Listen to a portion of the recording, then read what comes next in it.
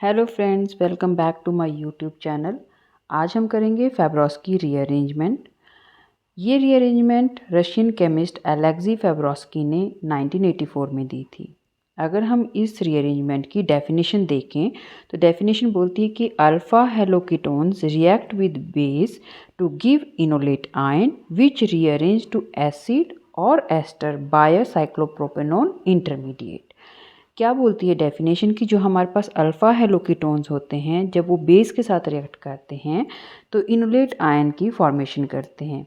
क्यों? क्योंकि बेस जो है यहाँ से एक हाइड्रोजन जो एसिडिक हाइड्रोजन आता है उसको एब्स्ट्रैक्ट करता है, तो हमारे पास इनोलेट आयन बनता है। ये इनोलेट आयन SN2 मैकेनिज्म के थ्रू साइक्लोप्रोपेनोन की फॉर्मेशन करता है। साइक्लोप्रोपेनोन जो होता है वो 3 मेंबर रिंग है जिसमें कि आपके पास C double bond O carbonyl group भी प्रेजेंट रहता है। ठीक है, अब ये साइक्लोप्रोपेनोन जो है रिंग ओपनिंग से या तो एसिड बनाएगा या एस्टर बनाएगा या फिर एमाइड बनाएगा। अब ये एसिड बनेगा या एस्टर बनेगा या एमाइड बनेगा ये डिपेंड करता है कि हमने यहाँ पे बेस कौन सा यूज़ किया है। अगर हमने बेस जो है वो हाइड्रोक्सिल आयन यूज़ किया है तो कार्बोक्सिलिक एसिड बनेगा। अगर हमने बेस जो है अल्कोक्साइड आयन यूज़ किया है तो हमारे पास बेस जो है प्रोडक्ट जो है वो एस्टर बनेगा। और अगर हमने जो है बेस NH2 नेगेटिव यूज़ किया हुआ है तो हमारे पास जो प्रोडक्ट है वो एमाइड बनेगा। तो इन तीनों केसेस में जो जनरली हमारे पास बनता है या मोस्ट ऑफ द केसेस में हम बनाते हैं वो होता है आपका एस्टर, जिसमें कि हमें बेस यहाँ पे क्या लेना पड़ता है, एल्कोक्साइड लेना पड़ता है। ठीक है, तो सिंपल अगर रिएक्शन देखें तो ये है alpha haloketones in the presence of base, आपको क्या मिलेगा यहाँ पे, एसिड मिलेगा, कार्बोक्सिलिक एसिड मिलेगा। कंडीशंस क्या है इस रिएक्शन के लिए? देखो, अब ये हमारे पास कार्बोनाइल कार्बन है, इसकी ये वाली कार्बन भी अल्फ़ा कार्बन है और ये वाली भी अल्फ़ा कार्बन है।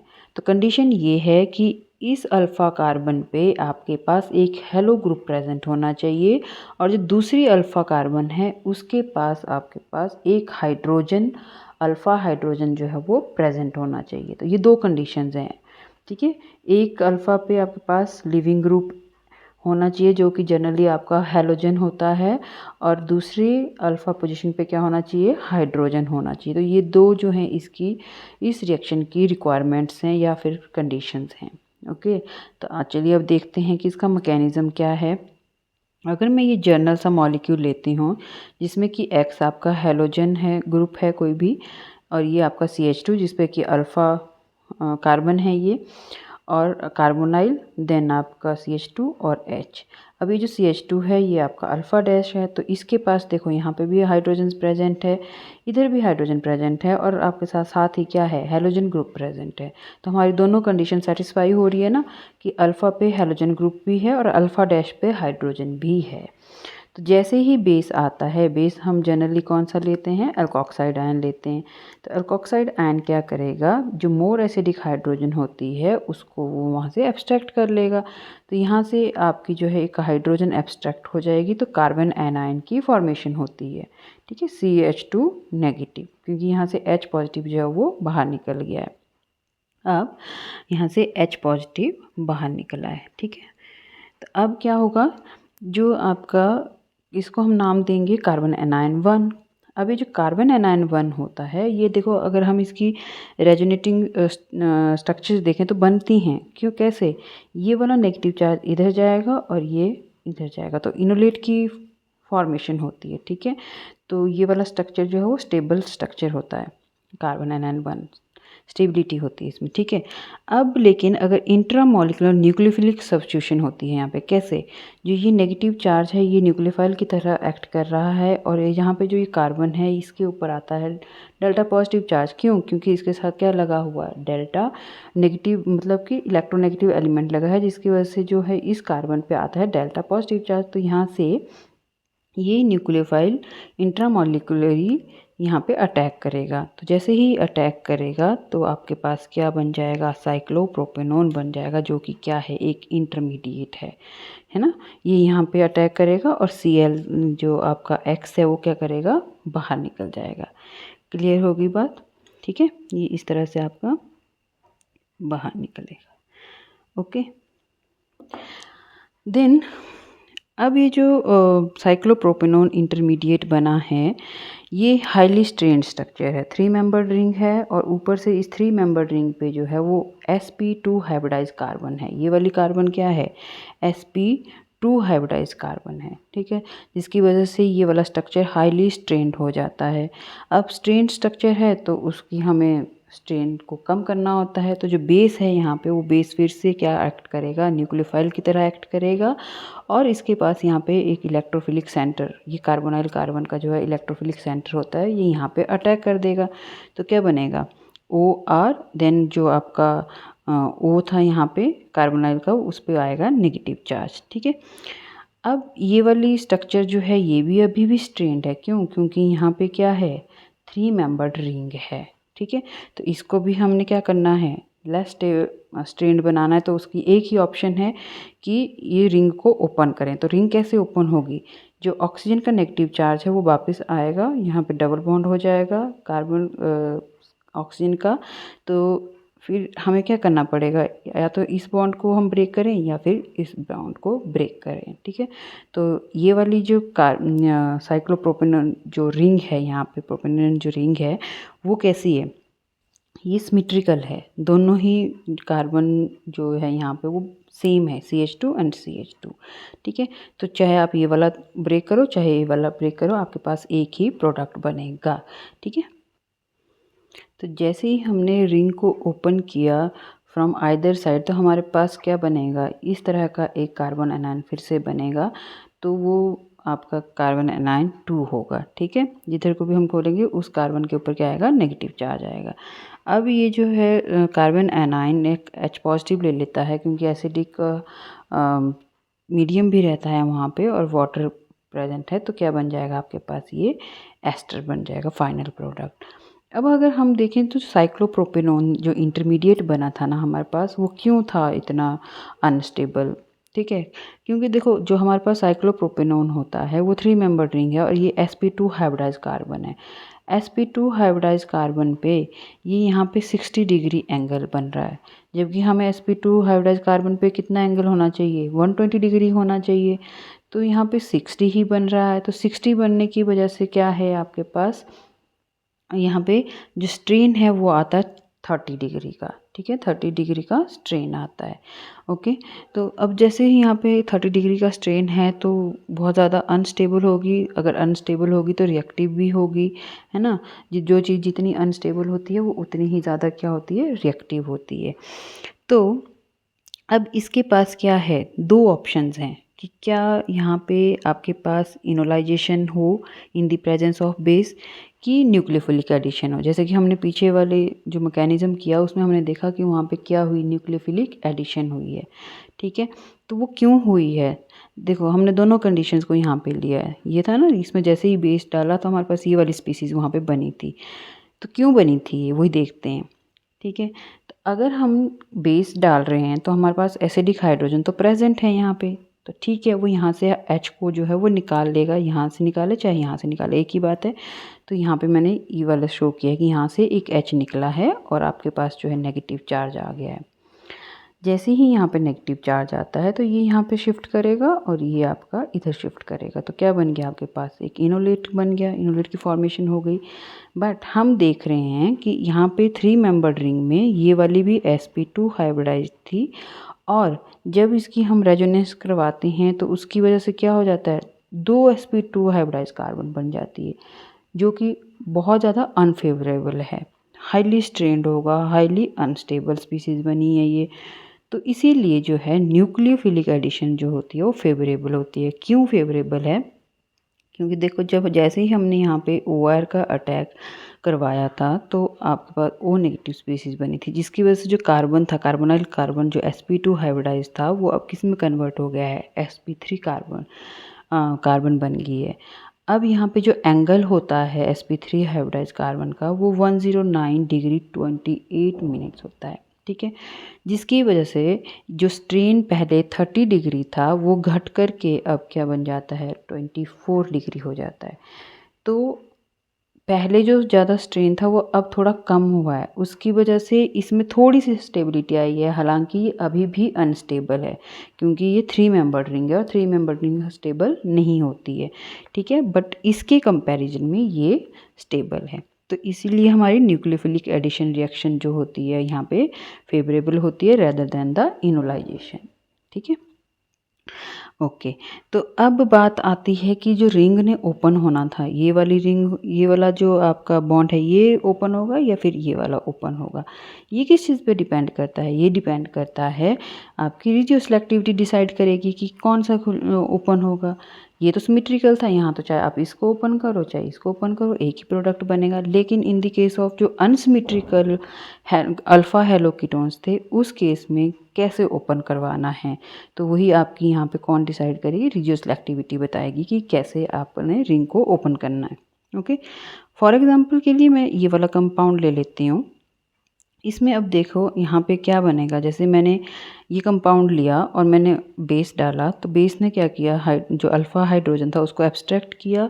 अल्फ़ा हाइड्रोजन को एब्स्ट्रैक्ट करने के बाद कार्बन एनायन बना। कार्बन एनायन जो है वो आपका SN2 मैकेनिज्म के थ्रू साइक्लोप्रोपेनॉन में कन्वर्ट होगा। ये नेगेटिव चार्ज इधर आएगा और Cl जो है बाहर निकलेगा, तो ये वाले आपका साइक्लोप्रोपेनॉन बन गया। अब ये जो साइक्लोप्रोपेनॉन बना है ये अनसिमेट्रिकल है। ये कार्बन पे यहाँ पे क्या लगा है, C6H5 लगा है और इस पे आपके पास हाइड्रोजन ही है, ठीक है। तो ये अनसिमेट्रिकल। अब देखना है कि ये ए वाले पाथवे से ओपन होता है या बी वाले से ओपन होता है। तो ये कैसे हम डिसाइड करेंगे, तो हम डिसाइड करेंगे जो सेकंड कार्बन आयन की फॉर्मेशन हुई थी ना, यहाँ सेकंड कार्बन एनायन की फॉर्मेशन, तो जो सेकंड एनायन कार्बन एनायन बनेगा वो कौन से पाथवे से ज़्यादा स्टेबल बनेगा, ठीक है। ए से बनेगा ज़्यादा स्टेबल या फिर बी से स्टेबल बनेगा, तो वो हम अभी देखते हैं। तो जब ए वाला ओपन होता है, यहाँ पे जो नेगेटिव चार्ज है वो आप इधर आएगा तो C डबल बॉन्ड O बनेगा, जिससे कि कार्बन के 5 बॉन्ड हो जाएंगे। तो उन 5 बॉन्ड को तो हम रख नहीं सकते, तो इसलिए ये वाला अगर ओपन होता है ए वाला, तो क्या होगा, इस पर्टिकुलर कार्बन पे आएगा नेगेटिव चार्ज, ठीक है। और अगर हम बी वाला ओपन करते हैं तो इस कार्बन पे आएगा नेगेटिव चार्ज, ठीक है। अब कौन सा ज़्यादा स्टेबल कार्बन एनायन बना है, जो सेकंड कार्बन एनायन बना है वो कौन सा बना है, ये वाला या ये वाला। तो हमें साफ साफ दिख रहा है कि जो यहाँ पे कार्बन एनायन है वो स्टेबलाइज हो रहा है with the help of C6H5 due to resonance. जबकि यहाँ पे इस तरह का कोई भी ग्रुप अटैच नहीं है जो इस कार्बन एनायन को स्टेबल कर सके, ठीक है। यहाँ तो फिनाइल ग्रुप कर रहा है उसको इजीली स्टेबलाइज रेजोनेंस की वजह से, तो इसलिए ये वाला कार्बन एनायन बनेगा, मतलब कि ए वाला जो साइड का जो बॉन्ड है वो ओपन होगा, बी वाला नहीं। तो कार्बन एनायन बन गया, वो H पॉजिटिव लेके आपका जो है फाइनल प्रोडक्ट बना जाएगा, जो कि है आपका एस्टर, ठीक है। लेकिन बोलता है कि कुछ केसेस में ऐसा होता है कि जो आपका कार्बन एनायन 2 होता है वो स्टेबल होता है जब वो लेस सब्स्टिट्यूटेड होता है। फॉर एग्जांपल के लिए जैसे ये वाला कंपाउंड है, ठीक है। अब मैंने बेस डाला, बेस डालने पर तो ये वाला हाइड्रोजन निकल गया, ओके। फर्स्ट कार्बन एनायन की फॉर्मेशन हो गई, उसने क्या किया, यहाँ पे नेगेटिव चार्ज ने इस पर्टिकुलर कार्बन पे अटैक किया और Br को बाहर निकाला, तो साइक्लोप्रोपेनॉन ये बन गया। अब ये ओपन होगा या ये ओपन होगा, तो दोनों ही बात होती है ना। तो उससे पहले क्या होगा कि जो आपका बेस है वो न्यूक्लियोफिलिक एडिशन रिएक्शन शो करेगा और ये वाला पर्टिकुलर कंपाउंड आपके पास बनेगा। तो अब बी ओपन होगा या ए ओपन होगा, ये कैसे डिसाइड करेंगे, तो जो लेस सब्स्टिट्यूटेड अल्काइल कार्बन होता है वो ओपन होता है। क्यों? क्योंकि अगर मैं इस बी को ओपन करती तो यहाँ पे कार्बन के ऊपर आता है नेगेटिव चार्ज, और नेगेटिव चार्ज को जो ये अल्काइल ग्रुप लगे हैं वो स्टेबलाइज नहीं करते, वो क्या करते हैं, उसको डिस्टेबलाइज। क्यों? क्योंकि ये जो है इलेक्ट्रॉन डोनेटिंग ग्रुप है, ठीक है, प्लस आई इफेक्ट शो करते हैं। तो जो नेगेटिव चार्ज यहाँ पे ऑलरेडी प्रेजेंट है उसको ये डिस्टेबलाइज कर रहे हैं, जबकि यहाँ पे कोई भी अल्काइल ग्रुप प्रेजेंट नहीं है। तो इसीलिए जो हमारा लेस सब्स्टिट्यूटेड अल्काइल कार्बन होगा वही आपका ओपन होगा, ठीक है। तो ये वाला यहाँ पे कार्बन एनायन बन गया और ये H लेकर के आपका बना देगा फाइनल प्रोडक्ट। क्लियर है? तो ये हमें देखना होता है कि कौन किस तरह का कार्बन एनायन बन रहा है, और जो ज़्यादा स्टेबल होगा वही रिंग हम उसी साइड से हम रिंग को ओपन करेंगे। क्लियर? तो नेक्स्ट आता है कि ये तो हमने एलिफेटिक सिस्टम्स में देखा। तो अगर हमारे पास साइक्लिक अल्फ़ा हेलोकीटोन्स हों तो क्या कैसे होगी फेब्रोस्की रीअरेंजमेंट। उस केस में साइक्लिक अल्फ़ा हेलोकीटोन्स के केस में रिंग कॉन्ट्रैक्शन देखने को मिलती है। ठीक है, जैसे कि हमें बेंजिलिक एसिड में भी रिंग कॉन्ट्रैक्शन देखने को मिली थी, लेकिन हमें जो हमारा वो था सॉरी जो बेयर विलीगर ऑक्सीडेशन थी वहाँ पे हमें रिंग एक्सपेंशन देखने को मिली थी, but the addition oxygen atom जो है बीच में इंट्रोड्यूस हो गया था। ठीक है, तो लेकिन हमें इस केस में क्या मिलती है, रिंग कॉन्ट्रैक्शन देखने को मिलती है। कैसे, ये है हमारे पास एक साइक्लिक अल्फ़ा हेलोकीटोन। तो जैसे ही हमने बेस डाला, यहाँ से अल्फ़ा हाइड्रोजन जो है वो एब्स्ट्रैक्ट हो जाएगी, कार्बन एनायन की फॉर्मेशन होगी। कार्बन एनायन जो है वो अटैक करेगा बाय SN2 मैकेनिज्म और Cl जो है वो बाहर निकलेगा। जैसे ही Cl बाहर निकला है, यहाँ पे साइक्लोप्रोपेनॉन की फॉर्मेशन हो गई। अब साइक्लोप्रोपेनॉन पे जो बेस है वो न्यूक्लियोफिलिक एडिशन रिएक्शन शो करता है, तो इसने दिखा दिया यहाँ पे। अब उसके बाद जो है ऑक्सीजन का जो नेगेटिव चार्ज है वो यहाँ शिफ्ट करेगा, तो या तो A से ओपन होगा रिंग या फिर B से ओपन होगा। तो जैसे कि ये सिमेट्रिकल है तो हम किसी को भी ओपन करवा दें, A या B को, सेम कार्बन आयन बनेगा। ठीक है, कार्बन आयन जो है हाइड्रोजन लेकर के आपका फाइनल प्रोडक्ट बना देता है। तो हमें क्या था, ये 6 मेंबर रिंग थी, 6 मेंबर रिंग से हम कहाँ पहुँच गए, 5 मेंबर रिंग में। तो इसीलिए साइक्लिक अल्फ़ा हेलोकीटोन जो हैं वो फेब्रोस्की रीअरेंजमेंट के बाद हमें रिंग कॉन्ट्रैक्शन देते हैं। क्लियर।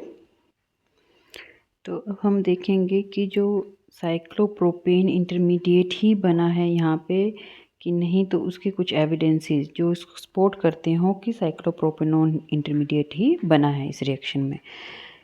जिसके लिए हम पहले क्या करेंगे फर्स्ट एक्सपेरिमेंट में कि हमने 2 आइसोमेरिक सिस्टम लिए अल्फ़ा क्लोरोकीटोन के 1 और 2। एक ये आइसोमर है, दूसरा ये आइसोमर है। ठीक है, एक में क्लोरीन जो हैलोजन ग्रुप है वो आपका इस वाली अल्फ़ा कार्बन पे प्रेजेंट है, जबकि दूसरे में इस अल्फ़ा पे प्रेजेंट है क्लोरीन। ओके, तो जब हम बेस डालते हैं, एक्चुअली हुआ क्या है कि जब हमने ये 2 आइसोमेरिक जो डिफरेंट कंपाउंड्स लिए हैं अल्फ़ा क्लोरोकीटोन के, तो जो प्रोडक्ट बना है वो सेम ही एस्टर बना है। ठीक है, तो ऐसा कैसे हुआ होगा, ये तभी पॉसिबल है कि अगर जो इंटरमीडिएट बीच में बना है वो आपका कैसा हो, साइक्लोप्रोपेनॉन टाइप का हो। तो क्या हुआ होगा, जब मैंने फर्स्ट वाले में बेस डाला तो यहाँ से एसिडिक हाइड्रोजन जो है वो रिमूव हो गई, अल्फ़ा हाइड्रोजन। ठीक है, वो रिमूव हुई होगी और उसने यहाँ पे SN2 के थ्रू अटैक किया होगा और ये Cl बाहर निकल गया। तो ये इस तरह का हमारे पास जो है साइक्लोप्रोपेनॉन बन गया। सेम यहाँ पे भी क्या हुआ होगा कि जो आपकी अल्फ़ा हाइड्रोजन है वो निकली होगी और फिर यहाँ से SN2 अटैक हुआ होगा और Cl बाहर निकला होगा, तब भी यही आपके पास इंटरमीडिएट बन रहा है। तो दोनों ही केसेस से सेम इंटरमीडिएट की फॉर्मेशन हो रही है। अगर इंटरमीडिएट सेम बन रहा है तभी तो प्रोडक्ट सेम बनेगा आगे, है ना। इन द प्रेजेंस ऑफ पहले आपका बेस, फिर आपका H पॉजिटिव लेगा वो कार्बन एनायन। ओके, तो ये चीज़ क्या प्रूफ करती है कि इंटरमीडिएट साइक्लोप्रोपेनॉन ही बना था। सेकेंड प्रूफ करने के लिए क्या किया कि जो आपके पास ये साइक्लिक अल्फ़ा हेलोकीटोन है उसमें जो कार्बन जिस पे कि हेलोजन ग्रुप प्रेजेंट है उसको लेबल कर दिया। लेबल करने के बाद जब बेस डाला तो हमारे पास ये साइक्लोप्रोपेनॉन बना होगा। फिर प्रोपेनॉन में यहाँ पे बेस की प्रेजेंस में जो न्यूक्लियोफाइल की तरह एक्ट करेगा, न्यूक्लियोफिलिक एडिशन रिएक्शन हुई होगी इस तरह से। ठीक है, तो अब जब एडिशन के बाद रिंग ने ओपन होना है तो दोनों पाथवे हैं, बी से ओपन हो सकता है या फिर ए से हो सकता है। तो अगर यहाँ पे साइक्लोप्रोपेनॉन बना होगा तो होना क्या था, जो हमारे पास प्रोडक्ट मिला बाद में उस केस में जो लेवल्ड कार्बन थी उसके 50% प्रोडक्ट में 50% जो प्रोडक्ट था उस पे एस्टर ग्रुप प्रेजेंट था और 50 पे एस्टर ग्रुप प्रेजेंट नहीं था। तो ये पॉसिबल तभी था अगर हमारे पास इस तरह की कोई सिचुएशन रही होगी पहले, मतलब कि हमारे पास इस तरह का साइक्लोप्रोपेनॉन टाइप का जो है वो इंटरमीडिएट की फॉर्मेशन हुई होगी। तो ये दोनों एक्सपेरिमेंट जो हैं वो सपोर्ट करते हैं साइक्लोप्रोपेनॉन इंटरमीडिएट की फॉर्मेशन को फेब्रोस्की रीअरेंजमेंट में। तो अब हम इसके स्टीरियोकेमिकल एस्पेक्ट्स देख लेते हैं फेब्रोस्की रीअरेंजमेंट के।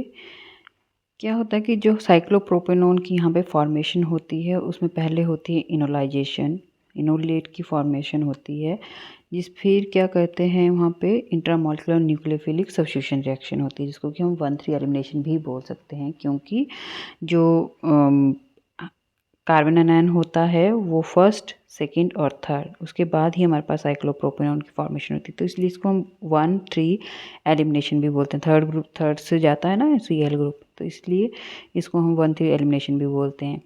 तो ये जो सब्स्टिट्यूशन, न्यूक्लियोफिलिक सब्स्टिट्यूशन इंटरमॉलिक्यूलर यहाँ पे होती है वो कौन सी होती है? SN2।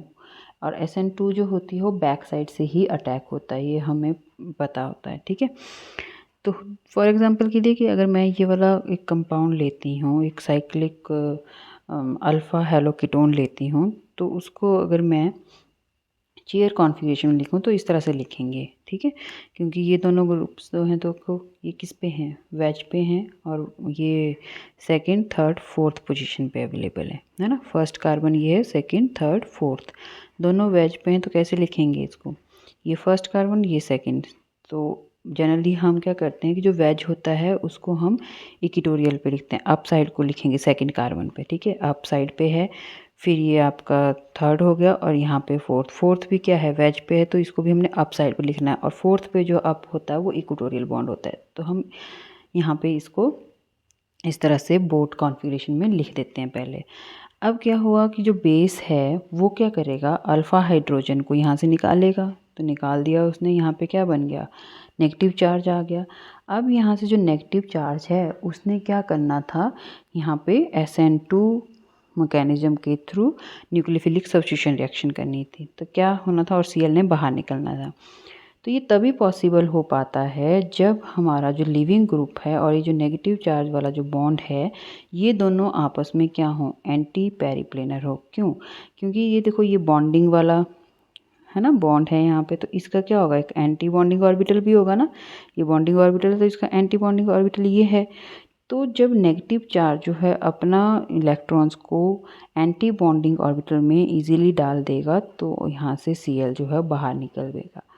ये तभी पॉसिबल है जब ये एंटी पेरिप्लेनर कंडीशन होती है। ठीक है, तो बन गया हमारे पास यहाँ पे साइक्लोप्रोपेनॉन। जैसे ही इसने यहाँ पे अपने इलेक्ट्रॉन्स डाले और Cl बाहर गया, तो साइक्लोप्रोपेनॉन की फॉर्मेशन हो गई। अब यहाँ पे जो बेस है वो न्यूक्लियोफिलिक एडिशन रिएक्शन करेगा। ठीक है, इसने यहाँ पे अटैक किया तो ये O- ऊपर यहाँ पे O- की फॉर्मेशन हुई। अब O- जो है बाकी वापस आएगा और रिंग ओपनिंग होनी है। तो ये जो सिस्टम है ये सिमेट्रिकल टाइप का सिस्टम है। देख सकते हैं हम यहाँ पे ये वाले कार्बन और ये कार्बन दोनों सेम है, और इस कार्बन पे आपके पास जो है वो सब्स्टिट्यूशन हो रखी है। तो अगर आप इस पाथवे से चलेंगे तो भी आपके पास सेम सिस्टम है, और इससे चलेंगे तो भी सेम सिस्टम है। तो मैंने अगर इसको ओपन करवाती हूँ यहाँ इधर से, तो ये हमारे पास ये वाला सिस्टम बन जाएगा, और यहाँ पे इसको हम ऐसे लिख सकते हैं कि ये अप है तो ये भी वेज पे है, तो ये भी क्या होगा? आपका वेज पे होगा। ठीक है, क्लियर हो गई बात। अब अगर ये जो है एक क्लोरीन जो है आपका डैश पे है, और जो सब्स्टिट्यूशन आपकी जो है ये आपकी किस पे है? ये वेज पे है, तो हम इसको इस तरह से लिखेंगे। ये डाउन में है तो डाउन में लिखा, और ये अप में है तो इसको अप की साइड लिखा, मतलब इक्वेटोरियल। इक्वेटोरियल जो होता है यहाँ पे अप डाउन इस तरह से सिस्टम चलता है। तो फोर्थ का पोजीशन पे जो अप पे होता है वो इक्वेटोरियल आता है, और यहाँ पे सेकंड पे जो एक्सियल है वो डाउन पे आता है। ठीक है, तो ये हमने इसको लिखा बोर्ड फॉर्म में। अब क्या है कि ये बॉन्डिंग है ना, तो इसका एंटी बॉन्डिंग ये रहेगा। तो जैसे ही बेस डाला होगा तो बेस ने क्या किया? यहाँ से, तो यहाँ पे हमने डाला था बेस। ठीक है, बेस ने क्या किया? यहाँ से एक हाइड्रोजन को एब्स्ट्रैक्ट कर लिया। जैसे ही यहाँ से हाइड्रोजन को एब्स्ट्रैक्ट किया, कार्बन आयन की फॉर्मेशन हुई। अब ये वाला जो बॉन्ड इसका था और ये जो आपका लिविंग ग्रुप का बॉन्ड है, ये दोनों एंटी पेरिप्लेनर कंडीशन में नहीं है। ठीक है, तो एंटी पेरिप्लेनर कंडीशन नहीं है एलिमिनेशन की, तो फिर आपके पास यहाँ पे कोई एलिमिनेशन होगी ही नहीं। ना ही ये जो नेगेटिव चार्ज के इलेक्ट्रॉन है वो आपके एंटी बॉन्डिंग ऑर्बिटल में आ पाएंगे। अगर ये आ ही नहीं पाएंगे तो ये Cl को भी बाहर नहीं निकालेंगे, तो इट मीन कोई रिएक्शन नहीं होगी। ठीक है, तो ये इसका स्टीरियो केमिकल एस्पेक्ट है कि ये जो रिएक्शन है वो स्टीरियो स्पेसिफिक होती हैं।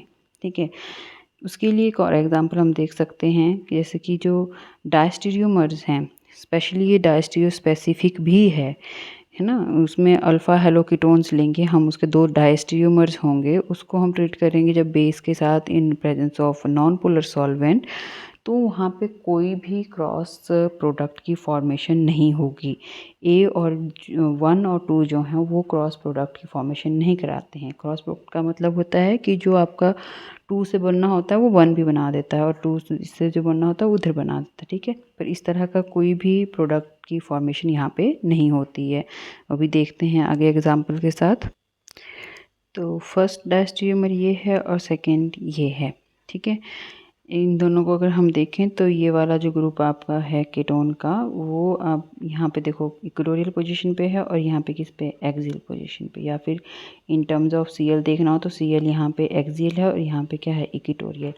तो ये दोनों जो हैं डायस्टीरियोमर्स हैं। डायस्टीरियोमर्स क्या होते हैं, जो आपस में मिरर इमेजेस नहीं होते हैं। तो नॉन सुपर इम्पोजिबिलिटी की तो बात ही नहीं आई, है ना, पहले ही कि मिरर इमेजेस ही नहीं होते हैं ये, तो वो डायस्टीरियोमर्स हैं। ओके, तो जो फर्स्ट डायस्टीरियोमर है, जब हम उसमें बेस डालेंगे तो बेस क्या करेगा, अल्फ़ा हाइड्रोजन, ये वाली अल्फ़ा हाइड्रोजन है ना, तो इसको अल्फ़ा तो यहाँ पे भी है लेकिन उसको नहीं निकाले, सॉरी, अल्फ़ा ये वाली है, इस पे तो हाइड्रोजन है ही नहीं, ये वाली अल्फ़ा को पे हाइड्रोजन है, उसी को निकालेगा। तो यहाँ से आपके पास कार्बन आयन की फॉर्मेशन होती है। अब अगर हम यहाँ पे देखें तो ये नेगेटिव चार्ज जो है वो इसके बॉन्ड पे जो एंटी बॉन्डिंग ऑर्बिटल है वहाँ पे जाएगा और Cl आपका बाहर निकलेगा, तो ये साइक्लोप्रोपेनॉन की फॉर्मेशन हो गई। अब जो बेस है वो न्यूक्लियोफिलिक एडिशन रिएक्शन यहाँ पे करवाता है, और एडिशन करवाने के बाद फिर जो O नेगेटिव है वो वापस यहाँ पे देगा अपने इलेक्ट्रॉन, डबल बॉन्ड बनाएगा। तो A और B पाथवे से जो ये साइक्लोप्रोपेनॉन रिंग है ये ओपन होगी। तो कौन से होगी, लेट अस सपोज कि वो A से ओपन हो रही है। जैसे ही वो A से ओपन हो रही है तो इस कार्बन के ऊपर आया नेगेटिव चार्ज, ठीक है। अगर वो B से ओपन हो रही है तो नेगेटिव चार्ज आएगा इस कार्बन पे, ये देखो CH2 नेगेटिव, ठीक है। तो अब हमें देखना है कि ए वाले से जो कार्बन आयन बना है वो ज़्यादा स्टेबल है या जो बी वाले से कार्बन आयन बना है वो ज़्यादा स्टेबल है। तो हम यहाँ पे देख सकते हैं कि ये वाला जो कार्बन आयन है वो टर्शरी है, और जबकि यहाँ पे जो बी के ओपन होने से बना है वो क्या है, प्राइमरी। और हमें पता है कि जो कार्बन आयन का ऑर्डर होता है स्टेबिलिटी का वो है आपका प्राइमरी, सेकेंडरी, देन टर्शरी। तो प्राइमरी वाला ज़्यादा स्टेबल है इसलिए यही बनेगा, और ये H पॉजिटिव लेकर के आपका फाइनल प्रोडक्ट जो है वो बना देगा। इसमें सॉरी, इसमें एस्टर ग्रुप जो है आपका वो एक्सियल पोजीशन पे आ जाता है, और CH3 जो है वो आपका इक्वेटोरियल पोजीशन पे। अब हम दूसरा डायस्टीरियोमर का केस देखते हैं। तो अगर वहाँ पे हम बेस डालते हैं तो बेस डालने पर ये वाला जो हाइड्रोजन है, अल्फ़ा हाइड्रोजन, वो निकल जाता है, जिससे कि कार्बन आयन की फॉर्मेशन होगी। कार्बन आयन जो है वो एंटी बॉन्डिंग में अपने इलेक्ट्रॉन डालेगा और Cl को बाहर निकालेगा। तो ये वाली साइक्लोप्रोपेनॉन रिंग यहाँ पे बन जाती है।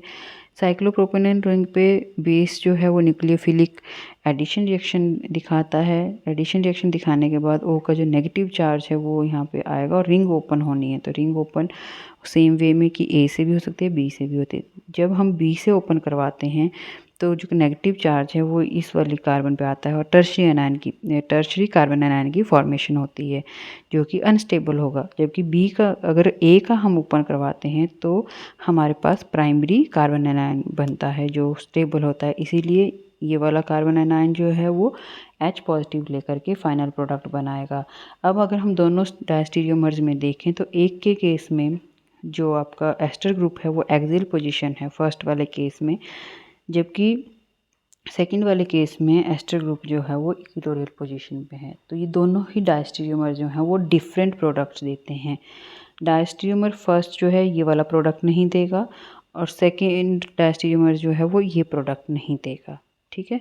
तो इसलिए ये कैसी रिएक्शन होती है, स्टीरियो स्पेसिफिक होती है नेचर में।